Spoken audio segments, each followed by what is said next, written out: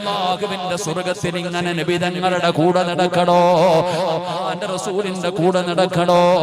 ആരാ നബിതങ്ങളുടെ കൂട്ടുകാരെന്നറിയോ? അല്ലാഹുവിന്റെ പ്രവാചകന്റെ കൂടെ നാളെ സ്വർഗ്ഗത്തിൽ നടക്കാൻ ഭാഗ്യം ലഭിച്ച ആ അടിമകൾ ആരെന്നറിയോ? നബിതങ്ങൾ അവിടെന്ന് പറഞ്ഞു തരികയാണ്, ഈ പറയുന്ന സ്വഭാവമുള്ളവര് മുത്തുനബിയുടെ കൂട്ടുകാരാ.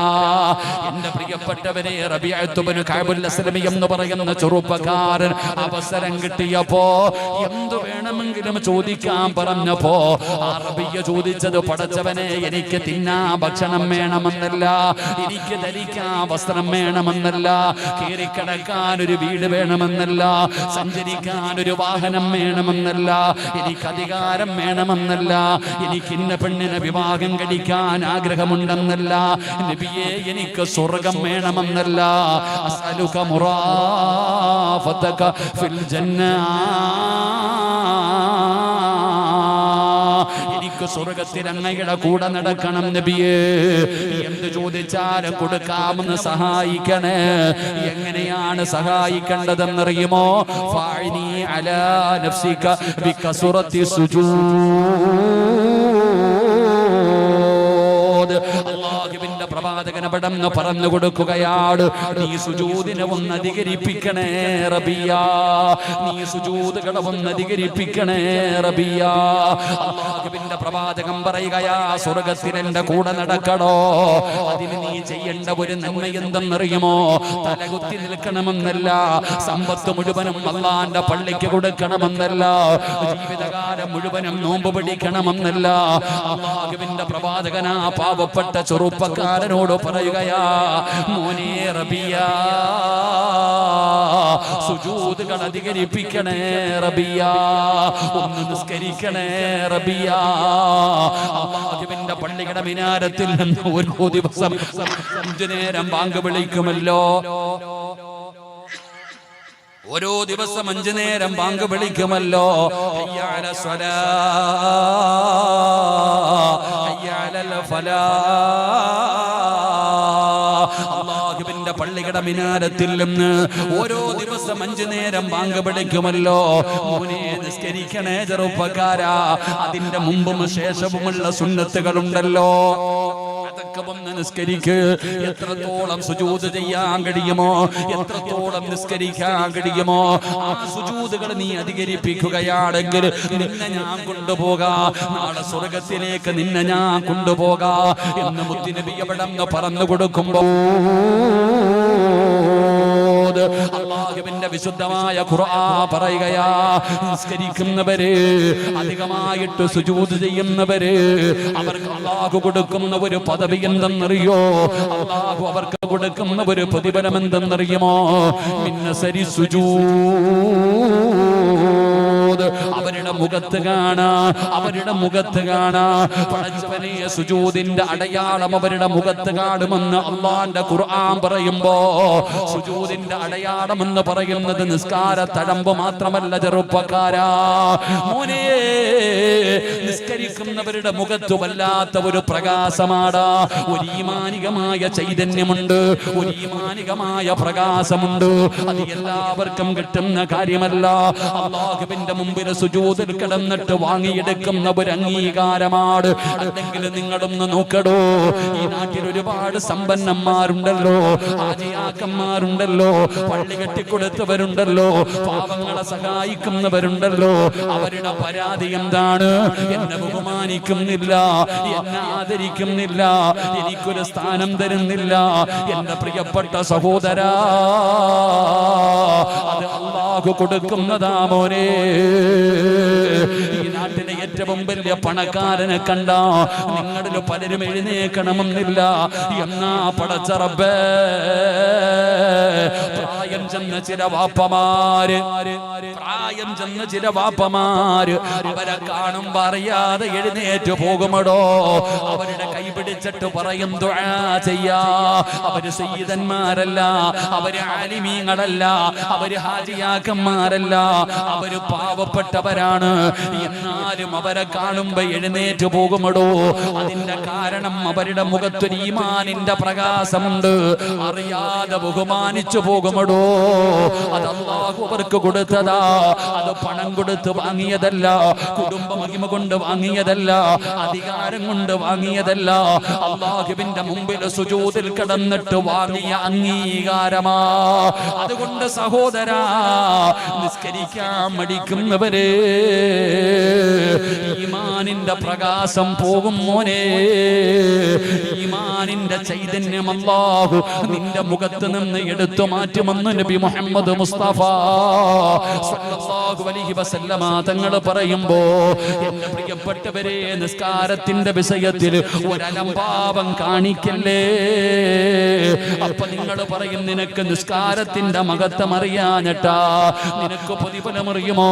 ഇശാ നമസ്കാരം കഴിഞ്ഞിട്ട് നിങ്ങളെ പള്ളിയിൽ നിന്നിറങ്ങിയവരല്ലേ. എന്നാൽ ഈ സദസ്സിലിരിക്കുന്നവരോട് നിസ്കരിച്ചിട്ട് പള്ളിയുടെ വെളിയിൽ ഇറങ്ങുമ്പോ അല്ലാഹുവിന്റെ മലക്കുകൾ പറഞ്ഞത് നീ കേട്ടില്ലേ വാപ്പാ? അല്ലാഹുവിന്റെ പള്ളിക്കകത്ത് ഇശാ നമസ്കാരം കഴിഞ്ഞിട്ട് നീ ആ മുസല്ലയിൽ നിന്ന് എഴുന്നേറ്റപ്പോ ഒരു മലക്ക് നിന്നെ കെട്ടിപ്പിടിക്കുകയാണ്, നിന്നെ മുസാഫഹത്ത് ചെയ്യുകയാണ്. എന്നിട്ട് നിന്നോട് പറഞ്ഞതെന്തെന്നറിയോ? ഇശാ നമസ്കാരം കഴിഞ്ഞ പള്ളിയിൽ നിന്നിറങ്ങി വന്ന ഒരു പിതാവിനോട് ആ നിസ്കാരപ്പായിൽ നിന്ന് എഴുന്നേറ്റപ്പോ അല്ലാഹുവിന്റെ മലക്ക് പറയുകയാ, നീ സ്വർഗത്തിലാണ് വാപ്പാ, നീ സ്വർഗത്തിലാണ്. അല്ലാഹു നിന്റെ പാപം മുഴുവനും പുറത്തു തന്നിരിക്കുകയാണ്. നിന്റെ പേര് സ്വർഗത്തിന്റെ മുന്നിൽ എഴുതി വെച്ചിരിക്കുകയാണ്. നീ സ്വർഗത്തിന്റെ അവകാശിയാണ്. നിസ്കരിച്ചിട്ട് എഴുന്നേക്കുന്ന ഒരു മനുഷ്യനോട് അല്ലാഹുവിന്റെ മലക്കുകൾ കെട്ടിപ്പിടിച്ച് മുസാഫഹത്ത് ചെയ്ത് പറയുമെന്ന് നബി മുഹമ്മദ് മുസ്തഫ സല്ലല്ലാഹു അലൈഹി വസല്ലമ തങ്ങൾ പറയുകയാ, ഈ ഇരിക്കുന്നവരിൽ ചിലരുടെ പേര് എഴുതി വെച്ച് കഴിഞ്ഞ സഹോദരാ, അല്ലാഹുവിന്റെ സ്വർഗത്തിന്റെ മുമ്പിൽ നിങ്ങളിൽ ചിലരുടെ പേര് എഴുതി വെച്ചു. എന്നാൽ ഇശാ നിസ്കാരം കഴിഞ്ഞ് മുസല്ലിയിൽ നിന്ന് എഴുന്നേൽക്കുമ്പോ ചിലരോട് മലക്ക് പറയുന്നത് എന്തെന്നറിയുമോ? എടാ നഷ്ടവാളി, നഷ്ടപ്പെടുത്തി കളഞ്ഞല്ലോ. അല്ലാഹു ഇത്രയും നല്ല ഒരവസരം തന്നിട്ട് നീ രക്ഷപ്പെട്ടില്ലല്ലോ. നരകത്തിന്റെ മുമ്പിൽ നിന്റെ പേരെഴുതി വെച്ചിരിക്കുകയാണ്. അടുത്ത വഖത്തിന് മുമ്പ് തൗബ ചെയ്യാതെ നീ മരിച്ചാ നീ നരകത്തിലാണ് മോനെ. ഇരിക്കുന്ന ചിലരോട് അല്ലാഹുവിന്റെ മലക്ക് പറഞ്ഞിരിക്കുകയാ, ഇതാണ് വാപ്പാ നിസ്കാരം എന്ന് പറയുന്നത്. അല്ലാഹുവിന്റെ സ്വർഗത്തിൽ കടന്നു പോകണമെങ്കിൽ, നിന്റെ പാപം മുഴുവനും പൊറുക്കണമെങ്കിൽ, നീ സ്വർഗത്തിന്റെ അവകാശിയാകണമെങ്കിൽ നിന്റെ ജീവിതത്തിൽ ഒരു വഖത്ത് നിസ്കരിച്ചാ മതി. ഒരേ ഒരു വഖത്ത് നിസ്കാരം നിസ്കരിക്കേണ്ട രീതിയിൽ ഒരേ ഒരു വഖത്ത് നിസ്കാരം നീ നിസ്കരിച്ചു കഴിഞ്ഞാ നീ സ്വർഗത്തിന്റെ അവകാശിയാ. നിന്റെ പേര് സ്വർഗത്തിന്റെ മുമ്പിൽ എഴുതി വെക്കുകയാണ്. പടച്ചവനെ, നമ്മൾ നിസ്കരിക്കുന്ന നിസ്കാരമല്ല, നമ്മുടെ നിസ്കാരം കാണുമ്പോ ഇബ്ലീസ് പോലും ചിരിക്കുകയാണ്. ഇവൻ എന്താണ് ചെയ്യുന്നതെന്ന്, ഇവൻ എന്താണ് കാണിക്കുന്നതെന്ന് അവന് പോലും പടച്ചവനെ തമാശ തോന്നുകയാണ്. കാരണം നമ്മുടെ ഇബാദത്ത് അങ്ങനെയാണ്. എന്നാ എങ്ങനെ നിസ്കരിച്ചാലാണ് അല്ലാഹുവിന്റെ മലക്കുകൾ മുസാഫഹത്ത് ചെയ്യുന്നത്? എങ്ങനെ നിസ്കരിച്ചാലാണ് അല്ലാഹുവിന്റെ മലക്കുകൾ സ്വർഗത്തിലാണെന്ന് പറയുന്നത്? നിസ്കാരം എന്നാൽ എന്താണെന്നറിയുമോ വാപ്പാ? ഒരുപാട് കൊല്ലം കൊണ്ട് നിസ്കരിക്കുന്നുണ്ടല്ലോ. നീ പറയുന്നത് സ്വർഗത്തിൽ പോകാൻ എന്റെ കയ്യിൽ പാസ് ഉണ്ടെന്ന് പറഞ്ഞ് നീ ഇങ്ങനെ നെളിഞ്ഞ് നടക്കുകയല്ലേ? ചാക്കിന്റെ അകത്ത് നിസ്കാരം കെട്ടി ഇങ്ങനെ വെച്ചിരിക്കുകയാണ്. ഇത് മതി എനിക്ക് സ്വർഗത്തിൽ പോകാൻ. എന്നാ 40-50 കൊല്ലം നിസ്കരിച്ച വാപ്പാ, നിസ്കാരം നിസ്കാരമെന്ന് പറഞ്ഞാൽ എന്താണെന്നറിയോ? നിസ്കാരമെന്ന് പറഞ്ഞാൽ എന്തെന്നറിയോ? ഞാൻ പറഞ്ഞു തരാ നിസ്കാരം എന്താണെന്ന്. മഹാനായ ഉർവ റളിയല്ലാഹു തആല അൻഹു, ഉർവ റളിയല്ലാഹു തആല അൻഹുവിന്റെ കാലിൽ ഒരു വിരൽ പഴുക്കുകയാണ്. കാലിലെ ഒരു വിരലിന് വല്ലാത്ത വേദന. ഉർവ തങ്ങളോട് വൈദ്യന്മാര് പറഞ്ഞു, തങ്ങള് ഈ വിരല് മുറിച്ചു മാറ്റണം തങ്ങള്. ഈ പഴുപ്പ് മുകളിലേക്ക് കയറിയാൽ വല്ലാത്ത പ്രശ്നമാണ്. മഹാനായ ഉർവ തങ്ങൾ പരിഗണിച്ചില്ല. വിരല് പഴുക്കുകയാണ്, പഴുപ്പ് വ്യാപിക്കുകയാണ്.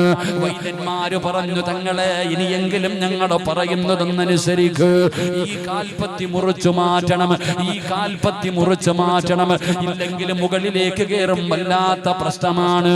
ഉർവതങ്ങൾ പരിഗണിച്ചില്ല. പടച്ചവനെ പഴുപ്പ് മുകളിലേക്ക് കയറുകയാണ്.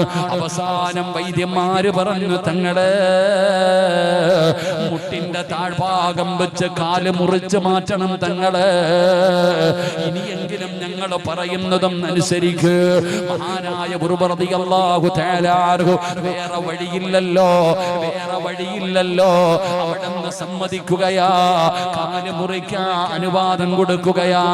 അങ്ങനെ വൈദ്യന്മാര് കാല് മുറിക്കുന്നതിന് വേണ്ടിയുള്ള തയ്യാറെടുപ്പുമായി മഹാനായ ഉർവ റളിയല്ലാഹു തആല അൻഹുവിന്റെ ചാരത്ത് വരികയാണ്. അവരൊരു ഗ്ലാസ്സിൽ ഇങ്ങനെ കുറച്ച് ലഹരി കൊണ്ടുവന്നിട്ട് ഉർവ തങ്ങളുടെ കയ്യിൽ കൊടുത്തിട്ട് പറഞ്ഞു, കുടിക്കാ. ഉർവ തങ്ങൾ ചോദിച്ചു, എന്തിനാ ഞാൻ ഈ ലഹരി കുടിക്കുന്നത്? ഞാൻ ഒരിക്കലും ഇത് കുടിക്കില്ല തങ്ങളെ. ഇത് കുടിച്ചാൽ വല്ലാത്ത വേദനയാണ്. കാല് മുറിക്കുമ്പോ വേദന കുറച്ച് ശമനം കിട്ടാനാണ്, അറിയാതിരിക്കാനാണ്. അതുകൊണ്ട് അങ്ങ് ഇത് കുടിക്കണം. മഹാനായ ഉർവ തങ്ങൾ പറഞ്ഞു, മരിച്ചാലും കുടിക്കൂല. കാരണം കണ്ണില് ശിഫയില്ല. എത്ര പറഞ്ഞാലും ഞാൻ കുടിക്കൂല. വൈദ്യന്മാര് പറഞ്ഞു, പിന്നെ എങ്ങനാ ഞങ്ങള് കാല് മുറിക്കുന്നത്? ഒരു ജീവനുള്ള മനുഷ്യന്റെ കാല് മരുന്ന് കൊടുക്കാതെ, അനശേഷ കൊടുക്കാതെ, മരവിപ്പിക്കാതെ പിന്നെ എങ്ങനെയാണ് ഞങ്ങൾ മുറിക്കുന്നത്? ഉർവതങ്ങൾ ചോദിച്ചു, നിങ്ങൾക്ക് കാല് മുറിച്ചാ പോരെ? എന്റെ കാല് മുറിച്ചാ പോരെ? അതിന് ഞാൻ തന്നെ ഒരു വഴി പറഞ്ഞു തരാ. മഹാനായ ഉർവ റളിയല്ലാഹു തആല അൻഹു പറയുകയാ, മോനെ സിനിമ കഥയല്ല പറയുന്നത്, ഏതെങ്കിലും ഒരു ഫിലിമിന്റെ കഥയല്ല പറയുന്നത്. ആർക്ക് വേണമെങ്കിലും വായിച്ചു നോക്കാൻ കഴിയുന്ന ചരിത്രമാണ്. മഹാനായ ഉർവ റളിയല്ലാഹു തആല അൻഹു പറയുകയാ, ഞാൻ നമസ്കരിക്കാം, ഞാൻ 2 റക്അത്ത് നമസ്കരിക്കാം. നമസ്കാരത്തിലേക്ക് ഞാൻ പ്രവേശിച്ചു കഴിഞ്ഞ പറ്റുമെങ്കിൽ നിങ്ങൾ എന്റെ കാല് മുറിച്ചു മാറ്റിക്കോ. ഞാൻ നിസ്കാരത്തിലേക്ക് പ്രവേശിച്ചു കഴിഞ്ഞാൽ നിങ്ങളൊന്ന് ശ്രമിച്ചു നോക്കെന്റെ കാല് മുറിക്കാൻ. അങ്ങനെ മഹാനായ ഉർവ റളിയല്ലാഹു തആല അൻഹു അവിടുന്ന് വുളുവെടുക്കുകയാണ്. നിസ്കരിക്കുന്നതിന് വേണ്ടി കടന്നു വരികയാണ്. പടച്ച റബ്ബിന്റെ മുമ്പിൽ അവിടുന്ന് കൈകെട്ടിയിട്ട് അവിടുന്ന് അതാ വജ്ജകത്ത് പാദോതുകയാണ്. അവിടുന്ന് ഫാത്തിഹ ഓതി പടച്ചവനെ സൂറത്ത് ഓതാൻ തുടങ്ങുകയാണ്. യാ അയ്യുഹൽ മുസമ്മിൽ ഖുമിൽ ലൈല ഇല്ലാ ഖലീലാ നിസ്ഫഹു അബിൻഖുസ് മിൻഹു ഖലീലാ ഔ സിദ് അലൈഹി വറദ്ദിൽ ഖുർആന തർതീലാ.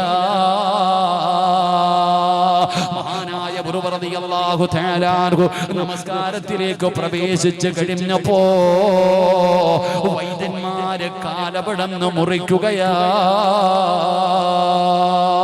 നിസ്കരിച്ചു കൊണ്ടിരുന്ന ഉർവ റളിയല്ലാഹു തആല അൻഹുവിന്റെ ഒരു കാലുണ്ടല്ലോ, അവിടുന്ന് മുറിച്ചു മാറ്റി. വാപ്പാ,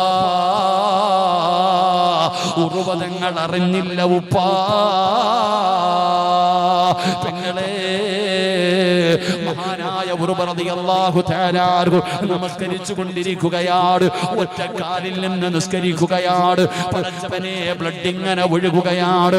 പൈപ്പ് പൊട്ടിക്കെട്ട് വെള്ളം ഒഴുകുന്നത് പോലെ മുറിച്ച കാലിൽ നിന്ന് ഉർവ റളിയല്ലാഹു തആല അൻഹുവിന്റെ കാലിൽ നിന്ന് രക്തം ഇങ്ങനെ ഒഴുകുകയാണ്. എന്ത് ചെയ്തിട്ടും രക്തം നിൽക്കുന്നില്ല. അവസാനം വൈദ്യന്മാരെന്ത് ചെയ്യുന്നറിയോ? അതാ സൈത്തണ്ണ തിളപ്പിക്കുകയാ. സെയ്തെണ്ണ തിളപ്പിക്കുകയാ. പെങ്ങളെ പപ്പടം പൊരിക്കുമ്പോ ഒരൽപ്പമങ്ങാണം എണ്ണയൊന്ന് തെറിച്ച് വീടാ വല്ലാതെ പ്രയാസപ്പെടുന്ന പെങ്ങള് സെയ്തെണ്ണ തിളപ്പിച്ചു കൊണ്ടുവരികയാ. എന്നിട്ട് ഉർവ റളിയല്ലാഹു തആല അൻഹുവിന്റെ മുറിച്ച കാലുണ്ടല്ലോ, ആ കാലിലേക്ക് തിളച്ച എണ്ണയങ്ങ് മുക്കുകയാ. സുബ്ഹാനല്ലാഹ്. ഉർവതങ്ങൾ അപ്പോഴും നിസ്കാരത്തിലാ. അറിഞ്ഞില്ല ചെറുപ്പക്കാരാ, അറിഞ്ഞില്ല പൊന്നുമോനെ. എങ്ങനെ അറിയാനാ, എങ്ങനെ അറിയാനാ? ഓതുന്ന ആയത്തേതെന്നറിയുമോ? ഇന്നലദൈനാ അനുകാലം വജഹിയാ. മഹാനായ ഉർവ റളിയല്ലാഹു തആല അൻഹു പാരായണം ചെയ്തുകൊണ്ടിരിക്കുന്ന ആയത്താ ഇന്നലദൈനാ അൻകാലം വജഹീമാ. അല്ലാഹുവിന്റെ ഭയാനകമായ നരകത്തെക്കുറിച്ച് പറയുന്ന ആയത്താണ് ഉർവ റളിയല്ലാഹു തആല അൻഹു പാരായണം ചെയ്യുന്നത്. അപ്പോഴാണ് തിളച്ച എണ്ണ മുക്കുന്നത്. അറിഞ്ഞില്ല മുസ്ലിമേ, അറിഞ്ഞില്ല മുസ്ലിമേ. അവസാനം ഉർവ തങ്ങൾ അവിടുന്ന് ബോധം കെട്ട് താഴെ വീഴുകയാണ്. വൈദ്യന്മാരും മരുന്ന് വെച്ച് കെട്ടി. അവസാനം പടച്ചവനെ അവർക്ക് വല്ലാത്ത സങ്കടമായി. കാല് മുറിച്ചതറിഞ്ഞില്ലല്ലോ. ബോധം വരുമ്പോ പറഞ്ഞ സങ്കടമാകുമല്ലോ. അങ്ങനെ വൈദ്യന്മാര് പ്രയാസത്തിൽ നിൽക്കുമ്പോ ഒരാള് ഓടി വരികയാ. എവിടെ ഉർവ തങ്ങൾ? എവിടെ എവിടെ ഉർവ തങ്ങൾ? എവിടെ? എന്തിനാണ് തങ്ങളെ തിരയുന്നത്? അപ്പോഴാണ് ആ മനുഷ്യൻ പറയുകയാ, ഉർവ റളിയല്ലാഹു തആല അൻഹുവിന്റെ ഏറ്റവും ചെറിയ മകനുണ്ടല്ലോ, ഒട്ടകത്തിന്റെ കുതിരയുടെ ചവിട്ടുകൊണ്ട് മരണപ്പെട്ടിരിക്കുകയാണ്. പൊന്നാര മകനും മരിച്ചിരിക്കുകയാണ്. ഒറ്റയടിക്ക് രണ്ട് സങ്കടമാ. അവസാനം ഉർവ തങ്ങൾക്ക് ബോധം വന്നു. വൈദ്യന്മാര് പറഞ്ഞു, തങ്ങളെ കാല് മുറിച്ചു മാറ്റി തങ്ങളെ. അവിടുന്ന് നിസ്കരിച്ചു കൊണ്ടിരുന്നപ്പോ ഞങ്ങള് കാല് മുറിച്ചു മാറ്റി. ഉർവ റളിയല്ലാഹു തആല അൻഹുവിന്റെ മറുപടി എന്തെന്നറിയുമോ? ഇന്നാ ലില്ലാഹി അൽഹംദുലില്ലാഹ്. അല്ലാഹുവേ, അവിടുന്ന് വല്ലാതെ അത്ഭുതപ്പെടുകയാണ്. അതാ വൈദ്യന്മാര് പറഞ്ഞു, അങ്ങയുടെ ചെറിയ മകന് മരണപ്പെട്ടു പോയി തങ്ങള്. ഇന്നാ ലില്ലാഹി അൽഹംദുലില്ലാഹ്. എന്തിനാ തങ്ങള്? ഉർവ തങ്ങൾ പറഞ്ഞു മറുപടി എന്തെന്നറിയുമോ? അല്ലാഹു രണ്ട് കാല് തന്നിട്ട് ഒരെണ്ണമല്ലേ തിരിച്ചെടുത്തുള്ളൂ. രണ്ട് കാലുമില്ലാത്ത എത്രയോ പേരുണ്ട്. എനിക്കൊരെണ്ണമെങ്കിലും അല്ലാഹു തന്നല്ലോ. എനിക്ക് അല്ലാഹു ഒരുപാട് മക്കളെ തന്നിട്ട് എല്ലാവരെയും കൊണ്ടുപോയില്ലല്ലോ. ഒരാളെയല്ലേ കൊണ്ടുപോയുള്ളൂ. ബാക്കി മക്കളെ അല്ലാഹു ബാക്കി വെച്ചല്ലോ. അൽഹംദുലില്ലാഹ്. ഇത് പറഞ്ഞു കഴിഞ്ഞിട്ട് ഉർവ തങ്ങൾ ഇരുന്ന് കരയുകയാ. വല്ലാതെ സങ്കടപ്പെട്ട് കരയുകയാണ്. ഇത് എന്തെന്നറിയോ? അല്ലാഹുവേ, ഇനി ഒരുപാട് നേരം എനിക്ക് നിന്ന് നിസ്കരിക്കാൻ പറ്റില്ലല്ലോ. ഇനി ഒരുപാട് നേരം എനിക്ക് നിന്ന് നിസ്കരിക്കാൻ കഴിയില്ലല്ലോ. പടച്ചവനെ, ആ രുചിയുണ്ടല്ലോ, ആ ഒരു വല്ലാത്ത രസമുണ്ടല്ലോ. നിസ്കരിക്കുന്ന സമയത്ത് കിട്ടുന്ന ഒരു ആനന്ദമുണ്ടല്ലോ. വലിയ വലിയ സൂറത്തുകൾ പാരായണം ചെയ്ത് നിസ്കരിക്കുന്ന സമയത്ത്, അല്ലാഹുമായിട്ട് മുനാജാത്ത് നടക്കുന്ന സമയം, ഇനി എനിക്ക് ഒരുപാട് നേരം നിന്ന് നിസ്കരിക്കാൻ കഴിയില്ലല്ലോ. ആ സങ്കടം കൊണ്ട് കരഞ്ഞു പോയതാ. ആ സങ്കടം കൊണ്ട് കരഞ്ഞു പോയതാ. ഏ സഹോദരാ, നിസ്കാരം എന്ന് പറഞ്ഞാൽ ഇതാണ്. 50 60 കൊല്ലമായി നിസ്കരിക്കുന്ന വാപ്പാ, ജീവിതത്തിൽ ഒരിക്കലെങ്കിലും നീ ഇതുപോലെ നിസ്കരിച്ചിട്ടുണ്ടോ? ഉർവ റളിയല്ലാഹു തആല അൻഹുവിന്റെ ഒരു കാല് നിസ്കരിച്ചു കൊണ്ടിരുന്ന സമയത്ത് വെട്ടി മുറിച്ചു. ബ്ലഡ് നിൽക്കാതെ വന്നപ്പോ എണ്ണ തിളപ്പിച്ചു കൊണ്ടുവന്നിട്ട് ആ കാലിലേക്ക് മുക്കിയിട്ട് മഹാനവറുകൾ അറിഞ്ഞില്ല. അല്ലാഹു നമുക്ക് ഈമാൻ നൽകുമാറാകട്ടെ. ഞാൻ നിസ്കരിച്ചുകൊണ്ടിരിക്കുമ്പോ ഒരു കൊതുവ് എന്റെ ചെവിയുടെ അടുത്തൂടെ മൂളിക്കൊണ്ടുപോയാൽ എനിക്കറിയാം. അല്ലാഹു കാത്തിരക്ഷിക്കുമാറാകട്ടെ. അള്ളാഹു കാത്തിരക്ഷിക്കുമാറാകട്ടെ.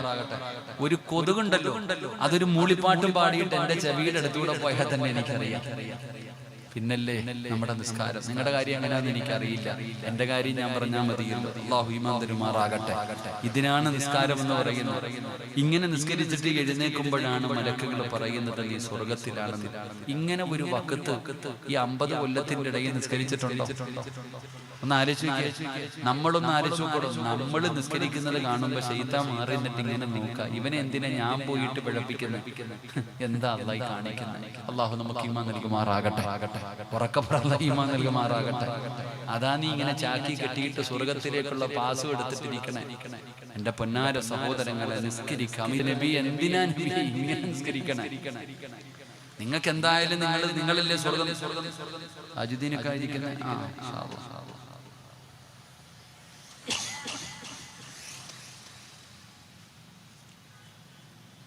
അല്ലാഹു അദ്ദേഹത്തിന് ആഫിയത്തുള്ള ദീർഘായുസ്സ് കൊടുക്കുമാറാകട്ടെ. താഴെ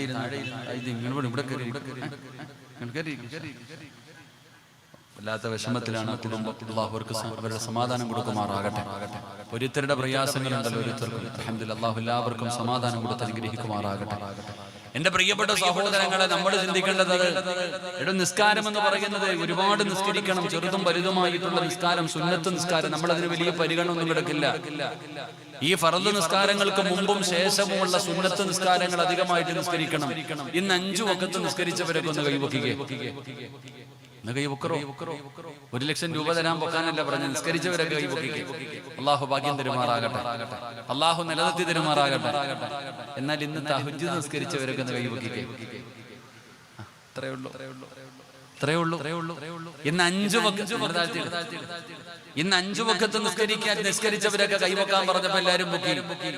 എന്നാൽ ആ പാതിരാത്രി എഴുന്നേറ്റ് 2 റക്അത്ത് നിസ്കരിച്ചവര് കൈവക്ക് അതില്ല.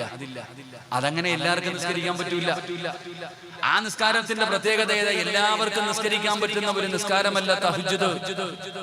എന്റെ പ്രിയപ്പെട്ട സഹോദരങ്ങളെ, 5 നേരം പള്ളിയിൽ വന്ന് നിസ്കരിക്കാൻ നിന്നെ കൊണ്ട് പറ്റും.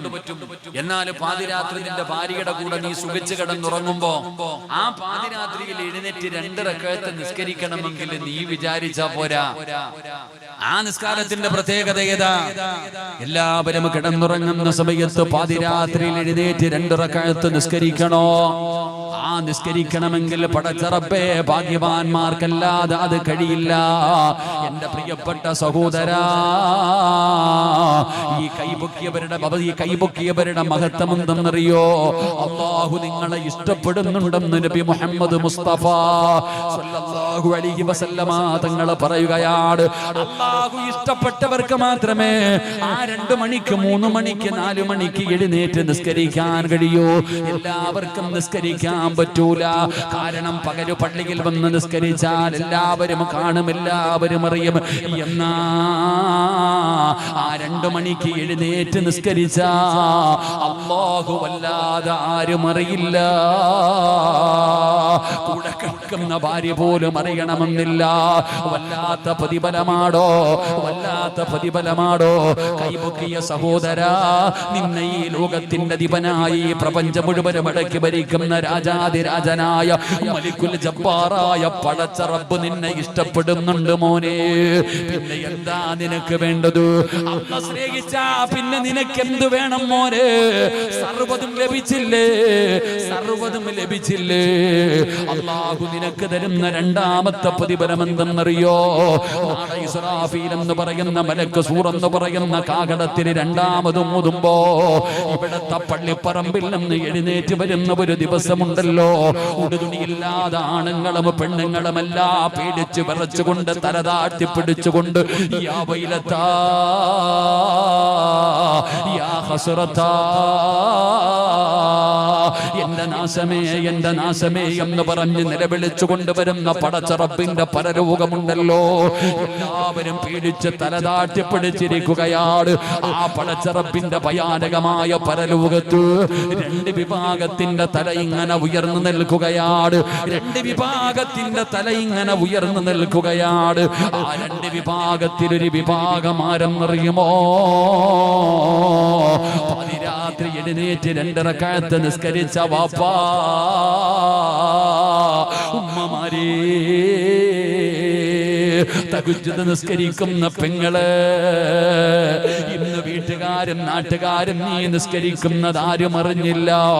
എന്നാ ആദം നബി അലൈഹിസ്സലാം മുതൽ അഷ്റഫുൽ ഖൽഖായ തങ്ങളെ വരെയുള്ള പ്രവാചകന്മാരും അവരുടെ സമുദായങ്ങളും പടച്ചവനെ ആദം നബിയും നൂഹ് നബിയും ഇബ്രാഹിം നബിയും മൂസാ നബിയും ദാവൂദ് നബിയും യാക്കൂബ് നബിയും യൂനുസ് നബിയും യൂസുഫ് നബിയും ഹാറൂൻ നബിയും അയ്യൂബ് നബിയും സക്കരിയാ നബിയും യഹ്യാ നബിയും ലോകത്ത് കടന്നു വന്ന സർവ്വ പ്രവാചകന്മാർ അവരുടെ അനുയായികൾ മുത്തുനബി സല്ലല്ലാഹു അലൈഹി വസല്ലമ തങ്ങൾ അവിടുത്തെ സ്വഹാബത്ത് അവിടുത്തെ ഭാര്യമാർ അവിടുത്തെ മക്കളും താബീങ്ങളും തബഉ താബീങ്ങളും ഇമാമുമാർ ഔലിയാക്കന്മാർ സയ്യിദന്മാർ പണ്ഡിതന്മാർ ഹാഫിളീങ്ങൾ ആലിമീങ്ങൾ ആബദീങ്ങൾ സ്വാലിഹീങ്ങൾ നിന്റെ വാപ്പാ നിന്റെ ഉമ്മ നിന്റെ ഭാര്യ നിന്റെ കൂടപ്പറപ്പ് നിന്റെ മക്കള് കുടുംബക്കാര് കൂട്ടുകാര് നാട്ടുകാര് കോടാരി കോടാരി കോടാരി വരുന്ന ജനങ്ങൾ മുഴുവനും നാളെ പിടിച്ചു വിറച്ചുകൊണ്ട് പടച്ച റബ്ബിന്റെ കോടതിയിൽ ഇങ്ങനെ തലതാഴ്ത്തി നിൽക്കുമ്പോ തല ഉയർത്തി വരുന്ന ഒന്നാമത്തെ വിഭാഗമാരെന്നറിയോ? ആ പാതിരാത്രി എഴുന്നേറ്റ് പടച്ച റബ്ബിനെ ഓർത്തവരാ, ആ പാതിരാത്രി എഴുന്നേറ്റ് പടച്ച റബ്ബിന്റെ മുമ്പിൽ സുജൂദ് ചെയ്തവരാ. അവര് നാളെ പടച്ച റബ്ബിന്റെ കോടതിയിലേക്ക് തല ഉയർത്തിപ്പിടിച്ചാണ് കടന്നു വരുന്നത്. റബ്ബിന്റെ കോടതിയിൽ എത്തിക്കഴിയുമ്പോ വയുനാദിൽ മുനാദി മിൻ ഖിബലിർ റഹ്മാൻ, അല്ലാഹുവിന്റെ ഭാഗത്ത് നിന്ന് വിളിക്കുകയാണ്. തതജാഫാ ജുനൂബുഹും അനിൽ മളാജി വയദ്ഖുലൂനൽ ജന്ന ബിഗൈരി ഹിസാബ്. അല്ലാഹുവിന്റെ ഭാഗത്ത് നിന്ന് വിളിച്ചു പറയുകയാണ്, തഹജ്ജുദ് നിസ്കരിച്ചവര്, പാതിരാത്രി എഴുന്നേറ്റ് പടച്ച റബ്ബിന്റെ മുമ്പിൽ സുജൂദ് ചെയ്തവര്, നിങ്ങൾ സങ്കടപ്പെടണ്ട, നിങ്ങൾ അവിടെ നിന്ന് പ്രയാസപ്പെടണ്ട, നിങ്ങൾ അവിടെ നിന്ന് ബുദ്ധിമുട്ടേണ്ടവരല്ല. നിങ്ങൾ അടുത്തേക്ക് വാ, നിങ്ങൾ അല്ലാഹുവിന്റെ അടുത്തേക്ക് വാ. എന്നിട്ട് പറയുകയാ വയദ്ഖുലൂനൽ ജന്ന ബിഗൈരി ഹിസാബ്. ആ കാണുന്നതാണ് സ്വർഗം, ആ കാണുന്നതാണ് സ്വർഗം. നിങ്ങൾ പൊക്കോ, നിങ്ങൾക്കെന്ന് വിചാരണയില്ല, നിങ്ങൾക്കെന്ന് ഹിസാബില്ല, നിങ്ങൾ സ്വർഗത്തിലേക്ക് കടന്നു പൊക്കോ എന്ന് പറഞ്ഞുകൊണ്ട് പടച്ച റബ്ബേ അല്ലാഹുവിന്റെ ഭാഗത്ത് നിന്ന് വിളിച്ചു പറയുമെന്ന് നിബിധങ്ങൾ പറയുമ്പോ, സഹോദരാ ഇതാണ് മോനെ പാതിരാത്രിയിലെ നിസ്കാരത്തിന്റെ മഹത്വമതാ. അതുകൊണ്ട് റമളാൻ വരികയാണ്, ഒരുങ്ങിക്കോ, തുടങ്ങിക്കോ മോനെ. ഈ നിസ്കാരം കൊണ്ട് നിനക്ക് വല്ലാത്ത പ്രതിഫലമാ. നാളെ പടച്ച റബ്ബിന്റെ സ്വർഗ്ഗത്തിലെ VIP പോലെ വിചാരണയില്ലാതെ കടന്നു പോകാനുള്ള ഭാഗ്യം അല്ലാഹു തരുമെന്ന് നബിതങ്ങൾ പറയുമ്പോ, എന്റെ പ്രിയപ്പെട്ടവരോട് പറയുകയാ, സുജൂദുകൾ അധികരിപ്പിക്കണേ, സുജൂദുകൾ അധികരിപ്പിക്കണേ. ആ സുജൂദുകൾ അധികരിപ്പിച്ച നമുക്കുണ്ടാകുന്ന പ്രതിഫലമെന്തെന്നറിയോ? മഹാനായ നബിയുനാ റസൂലുള്ളാഹി സ്വല്ലല്ലാഹു അലൈഹി വസല്ലമ തങ്ങൾ പറയുകയാ, പടച്ച റബ്ബേ നബി തങ്ങൾ അവിടെന്ന് പറയുകയാണ്, രണ്ടാമത്തെ പ്രതിഫലമെന്തെന്നറിയോ? ഖാല റസൂലുള്ളാഹി സ്വല്ലല്ലാഹു അലൈഹി വസല്ലം അഖറബു മാ യകൂനുൽ അബ്ദു മിൻ റബ്ബിഹി വഹുവ സാജിദാ. അല്ലാഹുവിലേക്ക് ഏറ്റവും കൂടുതൽ അടുക്കുന്ന സമയമേതാ? ഒരടിമ അല്ലാഹുവിലേക്ക് ഏറ്റവും കൂടുതൽ അടുക്കുന്ന സമയമേതെന്നറിയോ? അല്ലാഹുവിന്റെ അടുക്കലേക്ക് ഒരു മറയുമില്ലാതെ അടുക്കുന്ന സമയമേതാ? അത് സുജൂദ് ചെയ്യുന്ന സമയമാ, അത് സുജൂദ് ചെയ്യുന്ന സമയമാ. ഓരോ മനുഷ്യനും സുജൂദ് ചെയ്യുമ്പോ ഇബ്ലീസ് കരയുമെന്ന് നബി മുഹമ്മദ് മുസ്തഫ സല്ലല്ലാഹു അലൈഹി വസല്ലമ തങ്ങൾ പറയുകയാണ്, ശപിക്കപ്പെട്ട ലഅനത്താക്കപ്പെട്ട ഇബ്ലീസ് കരയും. ഓരോ മനുഷ്യരും സുജൂദ് ചെയ്യുമ്പോ അവന്റെ പാപങ്ങൾ അല്ലാഹു പുറത്തു കൊടുക്കുകയാണ്. പടച്ചവനെ, ഉണക്കമരത്തിൽ നിന്ന് ഇലകൾ പൊടിഞ്ഞു വീഴുന്നത് പോലെ ഒരു മനുഷ്യൻ അല്ലാഹുവിന്റെ മുമ്പിൽ സുജൂദിൽ കിടക്കുമ്പോ അവൻ ചെയ്ത പാപങ്ങൾ മുഴുവനും അവന്റെ പെരടിയിൽ വരികയാണ്, അവന്റെ പെരടിയിൽ വരികയാണ്. അവൻ സുജൂദിൽ കിടക്കുമ്പോൾ ആ പാപങ്ങൾ പൊടിഞ്ഞു വീഴുകയാണ്. അല്ലാഹുവിലേക്ക് ഏറ്റവും കൂടുതൽ അടുക്കുന്ന സമയം സുജൂദ് ചെയ്യുന്ന സമയമാണ്. അതുകൊണ്ടാണ് നബി തങ്ങൾ പറഞ്ഞത്, ഫഅക്സിറു ദുആ നിങ്ങൾ സുജൂദിൽ കിടന്ന് അധികമായിട്ട് ദുആ ചെയ്യണേ എന്ന് നബി മുഹമ്മദ് മുസ്തഫ സല്ലല്ലാഹു അലൈഹി വസല്ലം തങ്ങൾ പറഞ്ഞു, ദുആ ചെയ്താൽ സ്വീകരിക്കണമെങ്കിൽ സുജൂദിൽ കിടന്ന് ദുആ ചെയ്യണം. സുജൂദിൽ കിടന്ന് ദുആ ചെയ്താൽ ആ ദുആ തള്ളപ്പെടില്ല.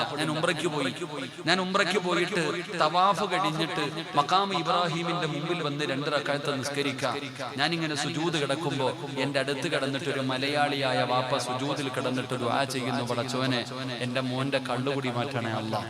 കാരണം സുജൂദിലെ ദുആയിക്ക് ഇജാബത്തുണ്ട്. എന്റെ പ്രിയപ്പെട്ട സഹോദരങ്ങളെ, നിങ്ങൾ നോക്ക്, നിങ്ങളുടെ ജീവിതത്തിലെ പ്രയാസങ്ങളും ബുദ്ധിമുട്ടുകളും ഉണ്ടാകുമ്പോൾ നിങ്ങളൊന്ന് സുജൂദിൽ കിടന്ന് ദുആ ചെയ്ത് നോക്ക്. നബി തങ്ങൾ പറഞ്ഞു, ഒരു അടിമ അല്ലാഹുവിലേക്ക് അടുക്കുന്ന ഏറ്റവും അടുത്ത സമയം സുജൂദിന്റെ സമയമാണ്. അത്രയ്ക്കും ഇബ്ലീസ് കരയും. ഒരാൾ സുജൂദ് ചെയ്യുന്ന സമയത്ത് ഇബ്ലീസ് വല്ലാതെ കരയുമെന്ന് ആദരവായ പ്രവാചകൻ നബി മുഹമ്മദ് മുസ്തഫ സല്ലല്ലാഹു അലൈഹി വസല്ലം. അതുകൊണ്ട് എന്റെ പ്രിയപ്പെട്ട സഹോദരങ്ങളെ, ഞാൻ വിശദീകരിക്കുന്നില്ല. നാളെ പരലോകത്ത് കടന്നു വരുമ്പോൾ തല ഉയർത്തി കടന്നു വരുന്ന ഒരു വിഭാഗം എന്റെ പ്രിയപ്പെട്ടവരെ തഹജ്ജുദ് നിസ്കരിച്ചവരാ. 2 പറയാതിരിക്കാൻ കഴിയില്ല. രണ്ടാമത്തെ വിഭാഗമാരാ അള്ളാഹുവിന്റെ പള്ളിയിൽ ബാങ്ക് വിളിക്കുന്ന മുഅദ്ദിനാണെന്ന് നബിയുനാ റസൂലുള്ളാഹി. ഉറക്കെ പറഞ്ഞു നബിയുനാ റസൂലുള്ളാഹി. രണ്ടാമത്തെ മനുഷ്യനാരാ? രണ്ടാമത്തെ ആളാരാ? ആരടോ? ബാങ്ക് വിളിക്കുന്ന മുഅദ്ദിൻ. നിങ്ങളുടെ പള്ളിയിലെ മുഅദ്ദിൻ എത്ര വർഷമായി? 27 വർഷം. ഞാൻ അതുകൊണ്ട് അത് വിചാരിച്ചത്. 27 കൊല്ലമായിട്ട് ബാങ്ക് വിളിക്കുന്ന മനുഷ്യനാണ്. അല്ലാഹു അദ്ദേഹത്തിന് സ്വർഗം കൊടുക്കുമാറാകട്ടെ. ജീവിതത്തിൽ ഒരിക്കലെങ്കിലും ബാങ്ക് വിളിച്ചിട്ടുള്ള ഒരു അതിന് നമുക്ക് മടിയ. അതിനു പോലും നമുക്ക് ഈ ഒരു മത്സരത്തിന് പോലും പങ്കെടുത്തിട്ടില്ല. ഒരു മത്സരത്തിനും നമുക്ക് ബാങ്ക് വിളിക്കാൻ പോലും പേടിയാ. ചിലപ്പോ ഹയ്യാല ഫലായോ ഹയ്യാല സലായോ തലതിരിച്ച് വിളിച്ചേക്കാം. അസലാത്ത് ഖൈറും മിനന്നൗം മറന്നുപോയേക്കാം. നമുക്ക് വല്ലാത്ത ബേജാറാ. നമ്മളൊരു മത്സരത്തിന് പോലും ബാങ്ക് വിളിക്കാനുള്ള ധൈര്യം നമ്മളിൽ പലർക്കുമില്ല. ബാങ്ക് വിളിക്കണം. ഈ നാട്ടിലെ ഏറ്റവും വലിയ ഭാഗ്യവാനാരാ? ഈ നാട്ടിൽ ഏറ്റവും കൂടുതൽ പ്രതിഫലം വാങ്ങുന്നത് ഇസ്വാഖ് പൈസയൊന്നുമല്ല, ചങ്ങാതിയൊന്നുമല്ല. എടോ, ഏറ്റവും കൂടുതൽ പ്രതിഫലം വാങ്ങുന്നത് പള്ളിയിലെ മുഅദ്ദിനാ. അദ്ദേഹത്തെ പോലെ ഭാഗ്യവാൻ വേറെ ആരുമില്ല. അദ്ദേഹത്തിന്റെ ബാങ്കിന്റെ ശബ്ദം കേട്ടിട്ടാണ് നിങ്ങൾ എല്ലാവരും പള്ളിയിൽ വരുന്നത്. സത്യം പറഞ്ഞാൽ ഇന്ന് പള്ളിയിലെ ഖതീബാകാൻ ഭയങ്കര ടെസ്റ്റാ. പള്ളിയിലെ ഇമാമാകണമെങ്കിൽ വല്ലാത്ത ടെസ്റ്റുകളൊക്കെയാണ്. കമ്മിറ്റിക്കാരൊക്കെ ഒരുങ്ങി കെട്ടിയിരുന്ന് ടെസ്റ്റ് നടത്തുന്ന കാരവാ. ഓന് ഫാത്തിഹ പോലും ഓതാൻ അറിയത്തില്ല. അവൻ ആ ടെസ്റ്റ് ചെയ്യുന്നത്. അള്ളാഹു കാത്തിരക്ഷിക്കുമാറാകട്ടെ. ഉസ്താദിനോട് പറയും ഒന്ന് വരാൻ. ഞാൻ ഇവിടുത്തെ കമ്മിറ്റിക്കാരൊന്നും എനിക്ക് അറിയില്ല കേട്ടോ, എല്ലാവരും പറഞ്ഞേക്കാം. ഉസ്താദന്മാരെ ഇന്ന് ടെസ്റ്റ് ചെയ്യുകയാ. ഉസ്താദ് ഒരു വക്കത്ത് വന്നിട്ട് ഉസ്താദ് ഒന്ന് നിസ്കരിക്ക്. ഇവര് പുറകെ നിന്നിട്ട് ഇങ്ങനെ ടെസ്റ്റ് ചെയ്യും. എന്താ ടെസ്റ്റ് ചെയ്യാ? എനിക്ക് ഓർമ്മ വരുന്നു, പണ്ട് ഞാൻ പഠിച്ചിറങ്ങിയ സമയത്ത് പള്ളിയിൽ ടെസ്റ്റ് നടത്തി മഗ്രിബ് നമസ്കാരത്തിന് ഒരു പ്രായമുള്ള ഉസ്താദ് വന്നു. അദ്ദേഹം മഗ്രിബിന് ഇമാമത്ത് നിന്നു. ഇമാമത്തെല്ലാം നിന്ന് കഴിഞ്ഞപ്പോ കമ്മിറ്റിക്കാരോട് ചോദിച്ചു, എങ്ങനെ എന്താപ്പാ? അൽഹംദുലില്ലാ, നല്ല ആളാ, നിങ്ങള് നല്ല പക്വതയുണ്ട്, നല്ല കഴിവുള്ള ആളാണ്, എല്ലാം പറഞ്ഞു. എന്നിട്ട് പറഞ്ഞു, ഈണമില്ല ഉസ്താദിന്, കുഴപ്പമൊന്നുമില്ല, ഈണമില്ല. അപ്പൊ ആ മനുഷ്യൻ ചോദിച്ചു, ഞാൻ ഇശായിക്കൊന്ന് ഇമാമത്ത് നിന്നോട്ടെ? പറഞ്ഞു, നിന്നോളാൻ പറഞ്ഞു. ഇശാ നിസ്കാരം കഴിഞ്ഞപ്പോ അയാളെന്ന് പറഞ്ഞ ഉള്ളത് മുഖത്ത് നോക്കി പറയുന്ന മനുഷ്യനാണ്. ഇശാ നമസ്കാരം കഴിഞ്ഞിട്ട് എഴുന്നേറ്റ് നിന്നിട്ട് പറഞ്ഞു, അൽഹംദുലില്ലാ, ഞാൻ വണ്ടിക്കൂലി മുടക്കിയൊക്കെ ഇവിടെ വരെ വന്നു, എന്റെ ടെസ്റ്റ് എല്ലാം കഴിഞ്ഞു, അൽഹംദുലില്ലാ, എന്നെ എല്ലാവർക്കും ഇഷ്ടപ്പെട്ടു. പക്ഷെ എന്ത് ചെയ്യാനാ, എനിക്ക് ആകെ കണ്ട പോരായ്മ ഈണമില്ലാന്ന്. യേശുദാസിനെ വിളിച്ചാൽ പോലും നല്ലതുപോലെ പാട്ട് പാടാനുള്ള കഴിവുണ്ട്, വിളിച്ചു നിർത്തിക്കൊള്ളാം. ഇവിടെ ചിലരിങ്ങനെ ടെസ്റ്റുകൾ നടത്തുന്ന കാലമാണ്. സത്യം പറഞ്ഞാൽ ബാങ്ക് വിളിക്കുന്ന മനുഷ്യന് കിട്ടുന്ന പ്രതിഫലം അറിഞ്ഞിരുന്നെങ്കിൽ ഇവിടെ ടെസ്റ്റ് നടന്നേനെ. അല്ലാഹു നൽകുമാറാകട്ടെ. പള്ളിയിൽ ബാങ്ക് വിളിക്കുന്ന ഒരു മനുഷ്യന് അല്ലാഹു കൊടുക്കുന്ന പ്രതിഫലം എന്താണെന്ന് അറിഞ്ഞിരുന്നെങ്കിൽ, എന്താ പ്രതിഫലം എന്നറിയോ? ഈ ബാങ്ക് വിളിക്കുന്ന ശബ്ദം ഈ ലോകത്ത് എന്തെല്ലാം വസ്തുക്കൾ കേൾക്കുന്നുണ്ടോ, അത് കല്ലാകട്ടെ, കമ്പാകട്ടെ, മണ്ണാകട്ടെ, മരമാകട്ടെ, ഇലയാകട്ടെ, മൃഗമാകട്ടെ, എന്തും ആകട്ടെ, ലോകത്ത് എന്തെല്ലാം വസ്തുക്കൾ ബാങ്ക് വിളിക്കുന്ന ശബ്ദം കേൾക്കുന്നുണ്ടോ ഈ വസ്തുക്കൾ മുഴുവനും നാളെ അള്ളാഹുവിന്റെ മുമ്പിൽ പറയും, പടച്ചവനെ ഈ ചങ്ങാതി 27 കൊല്ലം ബാങ്ക് വിളിച്ചത് ഞങ്ങൾ കേട്ടു, പടച്ചവനെ ഈ മനുഷ്യന് സ്വർഗം കൊടുക്കണേ എന്ന് ഇലകളും വൃക്ഷങ്ങളും മരങ്ങളും കല്ലുകളും മണലും തരികൾ പോലും അള്ളാഹുവിനോട് സാക്ഷി പറയുമെന്ന് മഹാനായ നബിയനാ റസൂലുള്ളാഹി. അതുകൊണ്ടാണ് നബിതങ്ങൾ പറഞ്ഞത്, നിങ്ങൾ വനത്തിലാണ് നിസ്കരിക്കുന്നതെങ്കിലും നിങ്ങൾ ഉറക്ക ബാങ്ക് വിളിക്കണേ എന്ന് നബിയനാ റസൂലുള്ളാഹി. നിങ്ങൾ ഒറ്റയ്ക്കേ ഉള്ള ഒരു വനത്തില് ഒരു കൊടുങ്കാട്ടിലാണ് നിങ്ങൾ ബാങ്ക് വിളിക്കുന്നതെങ്കിൽ ഉറക്ക വിളിച്ചു ആരെയാക്കാനാ? ഈ കേൾക്കുന്ന സർവ്വ ചരാചരങ്ങളും നാളെ അള്ളാഹുവിന് നിന്റെ മുമ്പിൽ സാക്ഷി പറയും. അതാണ് മഹത്തുക്കൾ പറയുന്നത്, ബാങ്ക് വിളിക്കുമ്പോ ഇബ്ലീസ് ഓടൂലേ? നിങ്ങളുടെ നാട്ടിൽ ഓടൂല്ലേ? ഓടും. എന്തിനാ ഓടുന്നേ? ഈ ചങ്ങാതി ബാങ്ക് വിളിക്കുന്നത് എങ്ങാണ് ശൈത്താൻ കേട്ട അള്ളാനോട് പറയേണ്ടി വരും, ഞാനും കേട്ടു പടച്ചവനെ സ്വർഗം കൊടുക്കണേ അള്ളാ. അതുകൊണ്ട് അവൻ ഇറങ്ങി ഓടുന്നത്. അള്ളാഹു നമുക്ക് ഈമാൻ നൽകുമാറാകട്ടെ. അതുകൊണ്ട് സഹോദര, ഒറ്റയ്ക്ക് നിസ്കരിക്കുമ്പോഴാണെങ്കിലും ഒന്ന് ബാങ്ക് വിളിക്കണം. അപ്പൊ നിങ്ങൾ ചോദിക്കും, ഉസ്താദെ ഞങ്ങൾക്ക് അധികാരമൊന്നുമില്ലല്ലോ, കമ്മിറ്റിക്കാരുടെ കയ്യിൽ നിന്ന് മുൻകൂട്ടി പാസ് എടുത്താലല്ലേ ബാങ്ക് വിളിക്കാൻ പറ്റും. അപ്പൊ അതൊന്നും ഞങ്ങൾക്ക് പറ്റത്തില്ലല്ലോ എന്ന് നിങ്ങൾ പേടിക്കണ്ട. സഹോദരിമാര് ചിന്തിക്കുന്നുണ്ടാകും, സിറാജ് ഞങ്ങൾക്കൊന്നും ബാങ്ക് വിളിക്കാൻ പറ്റും. ആരാ പറഞ്ഞ ബാങ്ക് വിളിക്കാൻ പറ്റത്തില്ലെന്ന്? ബാങ്ക് വിളിക്കണമെങ്കിൽ പള്ളി വരണമെന്ന് ആരെങ്കിലും പറഞ്ഞു? ബാങ്ക് വിളിക്കണമെങ്കിൽ നിങ്ങൾ മുഅദ്ദിനാകണമെന്ന് ഞാൻ പറഞ്ഞു? ഇല്ലല്ലോ. അല്ലാഹുവിന്റെ പള്ളിയുടെ മിനാരത്തിൽ നിന്ന് അല്ലാഹു അക്ബർ അല്ലാഹു അക്ബർ നിനക്കും പറയാമല്ലോ, അല്ലാഹു അക്ബർ അല്ലാഹു അക്ബർ അഷ്ഹദു അല്ലാ ഇലാഹ ഇല്ലല്ലാഹ്. നിനക്കും പറയാമല്ലോ, അഷ്ഹദു അല്ലാ ഇലാഹ ഇല്ലല്ലാഹ് അഷ്ഹദു അന്ന മുഹമ്മദർ റസൂലുള്ളാഹ് ഹയ്യ അലസ്സലാഹ് ഹയ്യ അലൽ ഫലാഹ്. അല്ലാഹു അക്ബർ അല്ലാഹു അക്ബർ ലാ ഇലാഹ ഇല്ലല്ലാഹ്. അല്ലാഹുവിന്റെ പള്ളിയിൽ നിന്ന് മുഅദ്ദിൻ പറയുന്നത് പോലെ നിനക്കും പറയാമല്ലോ, നിനക്കും പറയാമല്ലോ സഹോദരാ, നിനക്കും ആ പ്രതിഫലമുണ്ടല്ലോ. അതാണ് വല്ലാത്ത പ്രതിഫലമാണ് എന്റെ പ്രിയപ്പെട്ട സഹോദരങ്ങളെ. പക്ഷേ നമ്മളത് ശ്രദ്ധിക്കാറില്ല. നമ്മളെ കാര്യം പറഞ്ഞുകൊണ്ടിരിക്കുകയാണ്. ഫോണൊന്ന് താഴെ വെക്കാൻ മനസ്സില്ല. ഒരു മിനിറ്റ് ഒന്ന് സംസാരിക്കാതിരിക്കാൻ നമ്മളെ കൊണ്ട് കഴിയുന്നില്ല. എന്നാ നാശമെന്താ? ബാങ്ക് വിളിക്കുന്ന സമയത്ത് സംസാരിക്കുന്ന മുസ്ലിമേ, മദ്രസയിൽ പഠിക്കുന്ന കാലം മുതൽ നീ പഠിച്ച ഒരു അറിവാണ്, മരിക്കുന്ന സമയത്ത് ലാ ഇലാഹ ഇല്ലല്ലാഹ് പറയാൻ നാവ് പൊങ്ങാത്ത പാപമാ. ബാങ്ക് വിളിക്കുന്ന സമയത്ത് സംസാരിക്കല്. അവന് പടച്ചവനെ മരണസമയത്ത് ഷഹാദത്ത് കലിമ പറയാൻ അവന്റെ നാവ് പൊങ്ങൂല. ാരാവുള്ളത് പള്ളിയിൽ നിന്ന് മുഅദ്ദിൻ ബാങ്ക് വിളിക്കുമ്പോ ആ ബാങ്കിന്റെ ജവാബ് അതുപോലെ നീയും കൂടെ പറയൂ. അള്ളാഹു നമുക്ക് പ്രതിഫലം നൽകുമാറാകട്ടെ. അള്ളാഹു നമുക്ക് പ്രതിഫലം നൽകുമാറാകട്ടെ. പക്ഷെ നമ്മൾ ആ സമയത്ത് ഫോൺ വിളിയായിരിക്കും, സംസാരമായിരിക്കും. നമ്മളതിന് വലിയ പരിഗണന ഒന്നും കൊടുക്കാറില്ല. അള്ളാഹു നമുക്ക് പരിഗണിക്കാൻ ഭാഗ്യം നൽകുമാറാകട്ടെ. വല്ലാത്ത പ്രതിഫലമിടും, വല്ലാത്ത പ്രതിഫലം. ഒരാൾ ബാങ്ക് വിളിച്ചു, ആ ബാങ്ക് വിളിച്ചതിന് ശേഷമുള്ള ദുആ, അതാ മഹത്വം. ആ ബാങ്ക് വിളിച്ചതിന് ശേഷമുള്ള ദുആ ഉണ്ടല്ലോ, അല്ലാഹുമ്മ റബ്ബ ഹാദിഹി ദഅവതി താമ്മ വസ്സലാത്തിൽ ഖായിമ ആതി മുഹമ്മദിനിൽ വസീലത വൽ ഫദീലത വൽ ദറജത റഫിയ വബഅസുഹു മഖാമൻ മഅമൂദൻ അല്ലദി വഅത വർസുഖനാ ശഫാഅത യൗമൽ ഖിയാമ. ആരെങ്കിലും ബാങ്ക് വിളിച്ചതിന് ശേഷം ആ ദുആ ചെയ്താൽ അവനെ ഞാൻ നാളെ സ്വർഗ്ഗത്തിൽ കൊണ്ടുപോകുമെന്ന് നബിയുനാ റസൂലുള്ളാഹി. നബി തങ്ങൾ പറയുന്നു, ഞാൻ കൊണ്ടുപോകും അവനെ സ്വർഗ്ഗത്തിൽ. ആ ബാങ്കിന്റെ ദുആ ചെയ്യുന്ന മനുഷ്യന് ഞാൻ സ്വർഗ്ഗത്തിൽ കൊണ്ടുപോകുമെന്ന് നബിയുനാ റസൂലുള്ളാഹി സ്വല്ലല്ലാഹു അലൈഹി വസല്ലം. പക്ഷേ സംസാരിക്കാൻ പാടില്ല. ബാങ്ക് വിളിക്കുന്നതിന്റെ ഇടയിൽ സംസാരിക്കാൻ പാടില്ല. അല്ലാഹു നമുക്ക് സൂക്ഷ്മത പുലർത്താൻ ഭാഗ്യം തരുമാറാകട്ടെ. അതുകൊണ്ട് എന്റെ പ്രിയപ്പെട്ട സഹോദരങ്ങളെ, നബി സ്വല്ലല്ലാഹു അലൈഹി വസല്ലമ തങ്ങൾ പറഞ്ഞു, നാളെ സ്വർഗ്ഗത്തിൽ എന്റെ കൂട്ടുകാരനായി എന്റെ കൂടെ നടക്കണമെങ്കിൽ നീ അധികമായിട്ട് സുജൂദ് ചെയ്യ്. സഹോദര, ശഅബാൻ മാസമാണ്. നിസ്കാരത്തിന്റെ കാര്യത്തിൽ ഒരു അലസതയും കാണിക്കരുത്.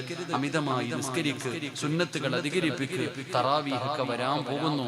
ജീവിതത്തിൽ മാറ്റം വരുത്ത്. അള്ളാഹു നമുക്ക് ഭാഗ്യം നൽകി അനുഗ്രഹിക്കുമാറാകട്ടെ. അള്ളാഹു നമുക്ക് ഭാഗ്യം നൽകി അനുഗ്രഹിക്കുമാറാകട്ടെ.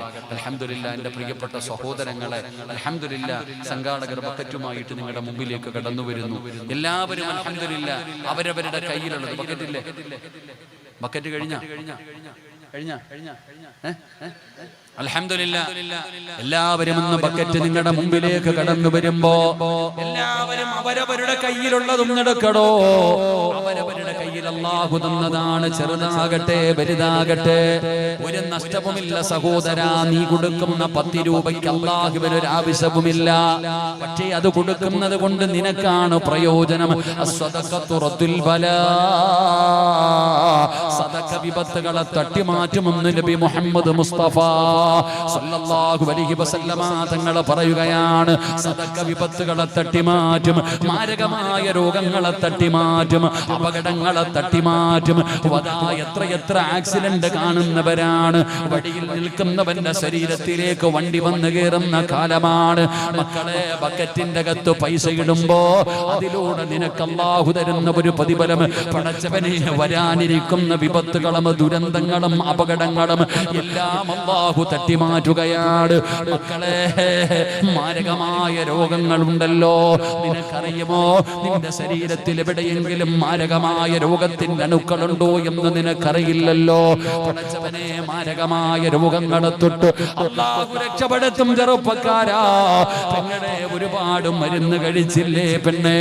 ഉമ്മമാരേ, ഗുളിക കഴിച്ചിട്ടും എന്റെ വേദന മാറുന്നില്ല, എന്റെ രോഗം മാറുന്നില്ല പറയുന്ന ഉമ്മ, നബി തങ്ങൾ ഒരു മരുന്ന് പറഞ്ഞു തരികയാണ്. ഏത് രോഗവും മാറാം മുത്തുനബി ഒരു മരുന്ന് പറഞ്ഞു തരികയാണ്. ആ മരുന്ന് ഏതെന്നറിയുമോ?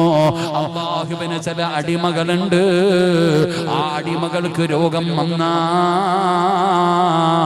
അവര് സദഖ കൊടുത്ത് ചികിത്സിക്കുമെന്ന് ആദരവായ പ്രവാചകൻ നബി മുഹമ്മദ് മുസ്തഫ സല്ലല്ലാഹു അലൈഹി വസല്ലമ തങ്ങൾ പറയുകയാണ്.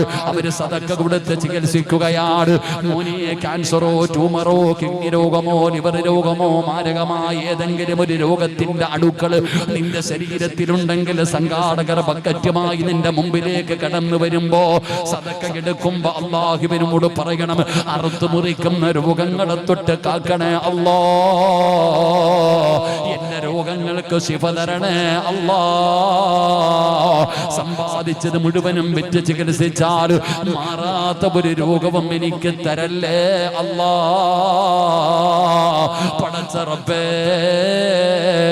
മരിക്കുന്ന കാലം വരെ ഒരു മനുഷ്യന്റെ മുമ്പിലും കൈനീട്ടി യാചിക്കേണ്ട അവസ്ഥ വരുത്തല്ലേ അല്ലാ. പടച്ചവനെ, പാവങ്ങൾക്കുള്ളതാ, കാരുണ്യ പ്രവർത്തനങ്ങൾക്ക് വേണ്ടിയാ. ഒരു നേരത്തെ അന്നമില്ലാത്തവർ, പടച്ചവനെ, വിവാഹപ്രായം കഴിഞ്ഞവർ, കിടന്ന കിടപ്പിൽ കിടന്ന് മലമൂത്ര വിസർജനം നടത്തുന്നവർ, ഡയാലിസ് ചെയ്യുന്നവർ, അങ്ങനെയുള്ള പാവപ്പെട്ടവർക്ക് കൊടുക്കാനാ, അല്ലാതെ വേറെ ഒരു കാര്യത്തിനുമല്ല. അല്ലാഹു തന്നതിൽ നിന്നൊരൽപ്പം കൊടുത്തോ. കൈവിടല്ലേ അല്ലാ, കൈവിടല്ലേ അല്ലാ. സല്ലല്ലാഹു അലാ മുഹമ്മദ്